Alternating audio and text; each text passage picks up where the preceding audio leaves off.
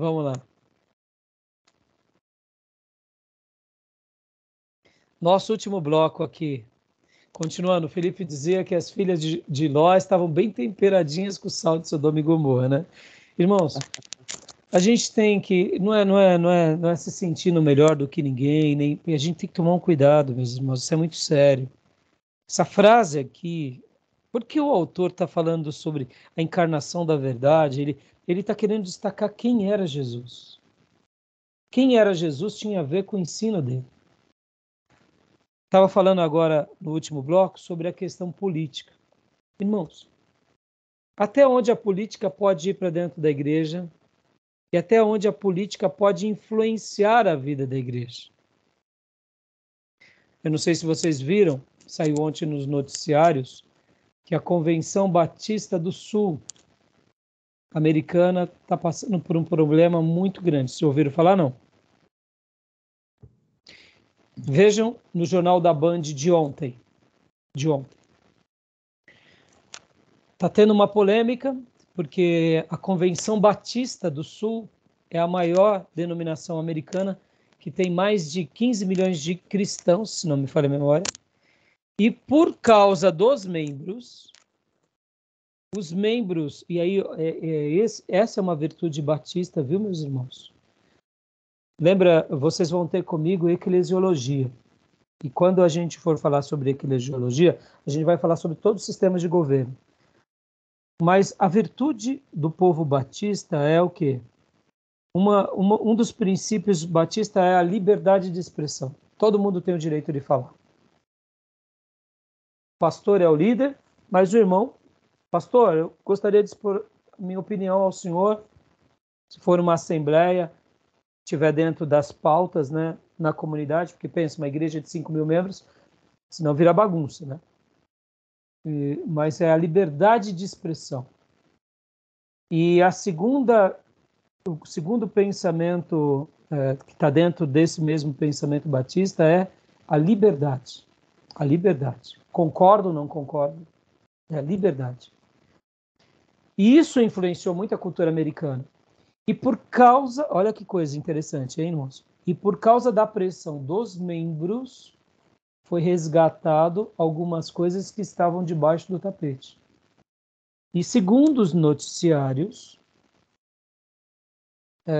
eu não sei até onde isso é verdade, eu vou pesquisar, porque jornal é jornal, grande mídia é grande mídia, mas eu deduzo ser verdade, casos de abusos dentro da Igreja Batista e que foram acobertados pela liderança.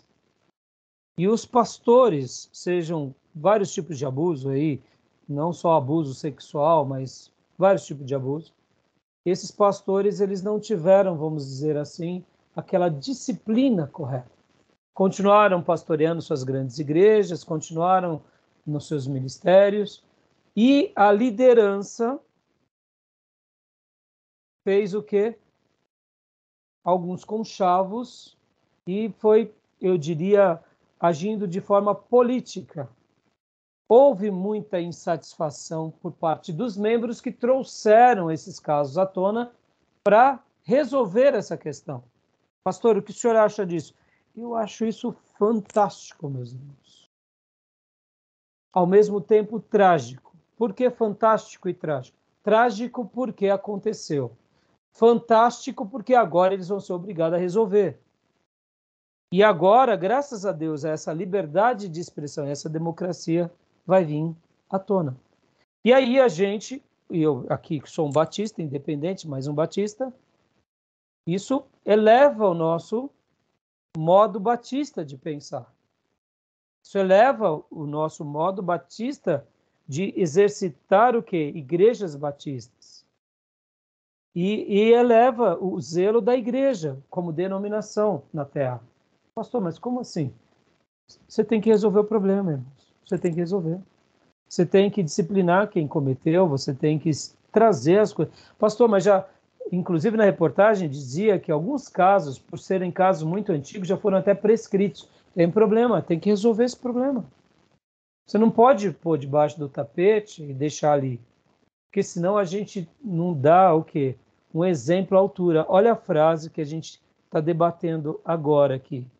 O que é mais importante não é o que aprendemos, e sim com quem aprendemos. Olha o legado do exemplo. Estão entendendo, meus irmãos? Vocês concordam que existem muitas tomadas de decisão de um pastor, de um líder denominacional, que ele tem que ter, eu não vou usar o termo político, tá? Ele tem que ser um diplomata. Mas concorda que é muito fácil com que o diplomata vire político? Sim ou não? Sim.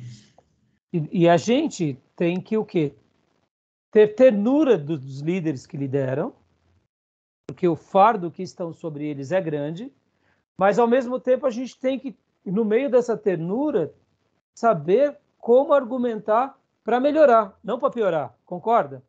Porque se houve um abuso e houve um problema, a gente não pode deixar debaixo do tapete, porque se a gente deixa debaixo do tapete, faz com que esse problema venha depois de anos a todo e macule a próxima geração, concorda? Está maculando essa geração. É o legado da igreja. Olha como é a encarnação da verdade, é algo muito além do que a transmissão do conhecimento, meus irmãos. A gente deixa um legado, a gente está deixando uma história. E a gente tem que ser franco com aquela história. Se houve um delito e houve um erro, a gente tem que ser franco com aquele erro. E tem que ser o quê? Tem que ser firme naquela correção. Para que a gente coloque uma pedra, como líder, de que exercitamos a justiça, o juízo, mas também exercitamos a misericórdia. Porque olha como é difícil a liderança de um líder denominacional. Houve um abuso, o pastor roubou. É uma igreja grande e rica, ele desviou recursos. E agora? A gente vai ter que resolver o problema. Vamos ter que disciplinar o pastor. Mas se ele estiver arrependido, a gente vai também ter que ensinar agora a comunidade a perdoar o pastor. Olha como é complicado. Mas dentro daquela comunidade tem os doninhos da igreja que querem tirar o pastor porque querem ser os novos pastores daquela igreja. Olha que coisa do cão. Estão entendendo, meus irmãos? Olha como é difícil estar na pele de um líder denominacional. Por que muitas vezes o pastor coloca debaixo do tapete? Porque muitas vezes é mais fácil para ele, porque ele está vendo que naquela região há donos da igreja que querem tomar aquela denominação porque tem muito poder aquela denominação. Quando a gente está pensando, a gente não está vendo, mas são 15 milhões de fiéis, uma denominação. Estou falando Estados Unidos. Ao poder de bala financeira, influência política, acordos empresariais. Então, consegue mensurar agora tudo isso? Quando a gente está falando de uma denominação que tem escola, tem faculdade, tem universidade, tem hospitais, tem as suas associações. Você acha que não tem outros pastores querendo tirar aquele pastor para tomar aquele lugar, para poder colocar os seus candidatos? Está entendendo, irmão? Como é difícil. Então a gente também tem que olhar que a perspectiva de quem lidera não é fácil. E a gente tem que orar muito e pedir muita misericórdia para Deus, porque esse pastor, ao mesmo tempo que é o líder da denominação, ali que está cuidando de tudo isso, ele tem que olhar com vários olhos em que o membro comum não pode olhar. Ele tem que ser firme com quem houve o erro, ele tem que pegar provas concretas, ele tem que também saber solucionar, porque tem aqueles que querem matar o pastor. Entendeu? Ou seja, como é difícil, não? Então, fica aqui essa frase para a gente pensar um pouco sobre ela e para a gente degustar. Né? Porque o que mais importa não é o que aprendemos, e sim com quem aprendemos. O peso do exemplo. O peso do exemplo. E só para a gente prosseguir a leitura, ó. Certo repórter foi atrás da vida de Billy Graham. Fez uma investigação de anos, levantando tudo de Billy Graham. Era uma pulga no sapato de Billy Graham. Porque ele falava assim, esse camarada tem coisa escondida. Eu vou achar. E depois de anos, ele soltou uma nota no jornal. Sabe o quê? Prestigiando Billy Graham. pela vida e pela obra de Billy Graham. E disse, olha, e aí ele confessou que fez isso, foi atrás, e ele chegou à seguinte conclusão: Billy Graham é um homem idôneo, não é perfeito, mas o peso do que ele fez, do nome que ele carrega, era do mérito, porque realmente ele era um homem dedicado, consagrado. E aí ele inclusive relata o que Billy Graham tinha, que Billy Graham, tipo assim, morava na mesma casa já há décadas, e tinha uma casa de veraneio que era no campo, tá, onde ele ia passear. Fora isso, Billy Graham deixou um legado de vidas salvas, igrejas edificadas, nananã, uma família X, mas não tinha nada que maculasse a idoneidade desse homem. Irmão, isso é muito lindo, isso é muito lindo. O poder ouvir isso de um repórter que perseguiu o Billy Graham, entendeu? Um último exemplo aqui, quando eu estou degustando essa apostila, então eu estou fazendo isso. Essa tarefa nossa é olhar para Jesus e aprender com Jesus. No dia do culto fúnebre do pastor Enéas Tonini, ver o nosso líder ali no caixão, na Igreja Batista do Povo. Eu fui no culto fúnebre, eu não fui no dia do sepultamento. Não pude ir no sepultamento. No final do culto, eu estava ali no púlpito com alguns pastores. E o pastor Jonas Neves, que é o pastor que assumiu a Igreja Batista do Povo, disse assim: Pastor Enéas é um exemplo de ter uma vida toda sem mácula. Uma vida toda sem deixar nenhuma mancha. Ele tinha o seu jeito, tinha a sua forma de ser, de viver, mas uma coisa é um fato. É um grande exemplo de um homem que caminhou durante décadas se conservando idôneo, íntegro, cristão, um homem honrado. Então, ouvir isso do pastor que o sucedeu, que por sinal não foi fácil a sucessão, no início da sucessão eles tiveram os seus opiniões trocadas, mas o Jonas Neves foi firme nas suas colocações, o pastor Enéas foi humilde também na sua maneira de deixar o Jonas cuidar da Igreja Batista do Povo, e ouvir isso do Jonas é algo admirável, algo lindo. Então eu estou destacando isso, irmãos, porque a gente vai aprender coisas demais com muita gente, mas com quem que a gente está aprendendo? Com quem que a gente está aprendendo? Agora também, aqui, ó, deixa eu dizer para vocês, não pense que a gente vai ter pessoas perfeitas do nosso lado, porque também a gente não é perfeito. Cuidado com isso, porque muitas vezes a maneira que a gente aponta esperando que a pessoa seja Jesus. Tá entendendo, meus irmãos? Cuidado. E aqui o pedagogo supremo, que tinha um magistério divino, ele tinha o lado divino, mas ele tinha o lado humano. Nós só temos o lado humano, irmãos. O que temos do divino é a graça dele que nos banha. Então, cuidado com o nosso apontamento, porque, por exemplo, eu não tenho dúvida, se o Jonas aqui não fosse terno com o Enéas, ele ia pontuar naquele momento ali em que estávamos conversando particularmente, ele ia pontuar os defeitos do Enéas. Aí eu te pergunto, pastor Rai, pastor Enéas tinha defeito? Claro que tinha. Claro que tinha. Deixa eu relatar um defeito do pastor Enéas, em que ele mesmo relatou para nós, nas bodas de prata, das bodas de ouro do Elcio. Ele disse no culto em que o pastor Elcio fez bodas de ouro de pastorado, o pastor Enéas estava do nosso lado, eu estava lá no púlpito do lado dele, e foi um culto que demorou bastante, teve orquestra, teve homenagem aqui, homenagem ali, um fala colar, outro fala colar, e o pastor Enéas olhou para mim e falou: Raimundo, amanhã eu terei que estar 9 horas da manhã na Igreja do Povo. E a Hélia não para de falar Raimundo. Quem era a Hélia? A esposa do pastor Enéas, que era irmã da esposa do pastor Elcio. Então imagina, ela pegou o microfone, meus irmãos, acabou. E aí teve uma hora que ele pensou alto, pastor Enéas. Ele estava do meu lado, ele, cala a boca, Hélia, cala a boca. E ali, irmãos, eu quase dei pirueta no púlpito, de tanta risada.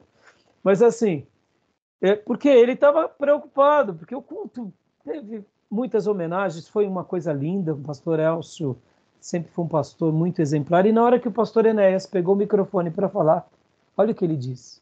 Olha o que ele disse. Ele disse assim: irmãos, como eu queria amar que nem o Elcio. Como eu queria amar. Eu vejo o pastor Elcio como o apóstolo João, o pastor do amor. Como eu gostaria de amar como o Elcio.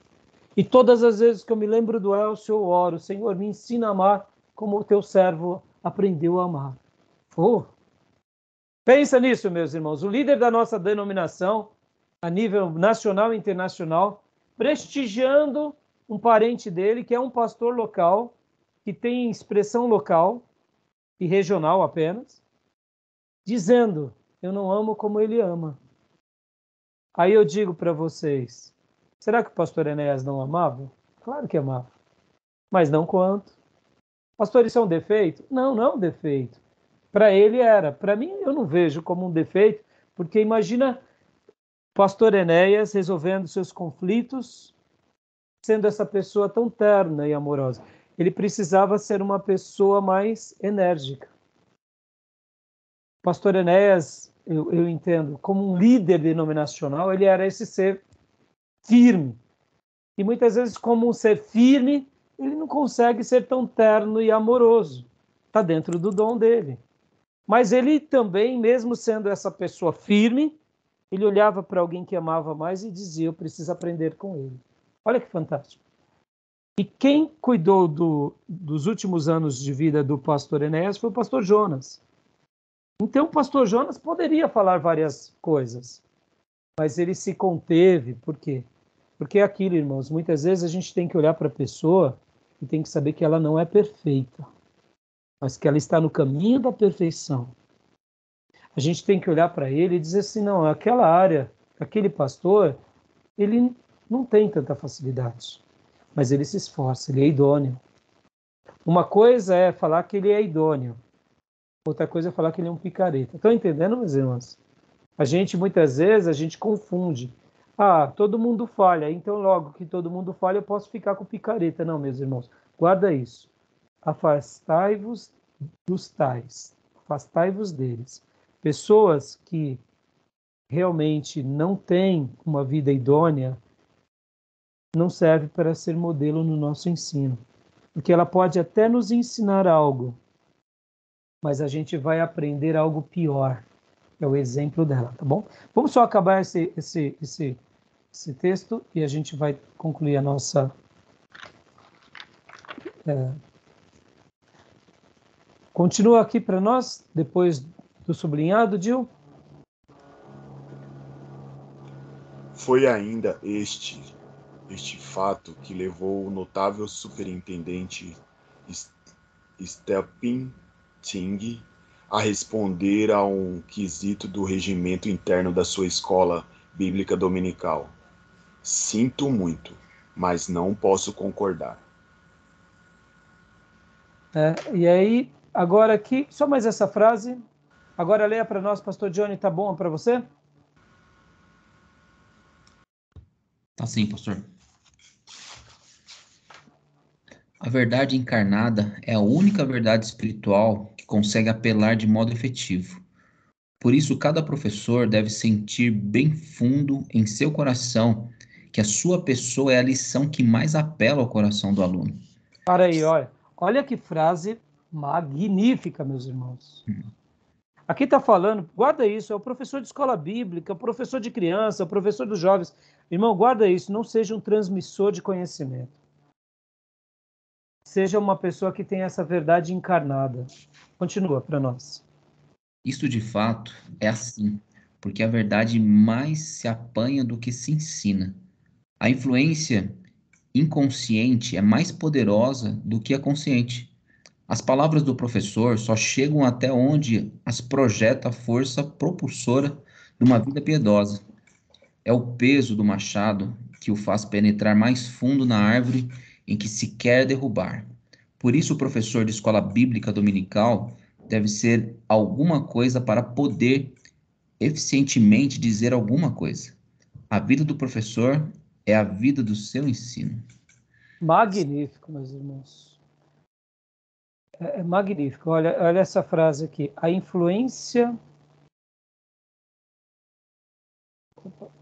Inconsciente é mais poderosa do que a consciente. Meu Deus do céu. Entendeu? Há um princípio de pedagogia oculta em todos nós. Como assim, pastor? Há uma pedagogia oculta, positiva e negativa. Como assim? Muitas vezes, as pessoas estão notando. As pessoas estão notando, elas estão observando a nossa vida. E a gente consegue esconder até certo ponto, mas chega um ponto que a gente não consegue esconder. Então, o que a gente faz, irmãos? A gente tem que ser leal. Tem que ser leal na vida. Muitas vezes a gente está querendo demonstrar uma espiritualidade pela qual a gente não é aquilo. Porque a influência inconsciente é mais poderosa do que a consciente. Então, as pessoas, elas estão observando. Vamos pegar um exemplo aqui, irmãos. Na vida de um cristão, na vida não só de um professor de escola bíblica, mas ele passa aquilo que ele é, aquilo que ele de fato pratica, aquilo que ele realmente vive. E se a pessoa muitas vezes não é aquilo, mesmo que ele dê uma boa aula, ele vai deixar uma marca e uma pergunta na cabeça das pessoas. Vamos pegar um exemplo. A pessoa prega bem demais, fala bem demais, ou canta bem demais, mas não vive. Perceba, hoje a gente está vivendo isso. Hoje a gente tem tantas pessoas que são exímios pregadores, exímios cantores, mas quando a gente vai acompanhar a vida, você fala assim, meu Deus, são maus pagadores, pessoas que não são resolvidas, não são respeitosas. Eu me lembro que um dia eu estava aqui num pequeno grupo de liderança e um irmão da nossa igreja, que tinha um salão de cabeleireiro, ele por acaso, ele entrou na frente de um carro, sem querer, e se dirigiu e pediu desculpa. Quem era? Era um pastor. Aí ele falou assim, pastor, o pastor ali, olha. E eu falei, quem é? Ah, o pastor fulano de tal. E, olha, ele não me conheceu, mas eu conheci ele. Então, soltou lagartos, crocodilos e... Hã? Endemoniou na hora. Endemoniou, o pastor endemoniou. Então, parece bobeira, irmão. Não estou dizendo que você não vai ter uma palavra... rapaz, presta atenção. Mas sabe quando você sai, você está na carne? Irmão, ninguém está na carne o tempo todo se não está vivendo na carne. Se você está no espírito, você não sai do espírito e vai para a carne à toa. Você não consegue fazer essa transição. Essa transição, você não tá no culto de adoração e de repente vai para o bife ali no culto. Tudo é uma questão do quê? De vida. Por isso que a vida do professor é a vida do seu ensino. A vida do obreiro é a vida do seu ensino. A vida do ministro é a vida do seu ensino.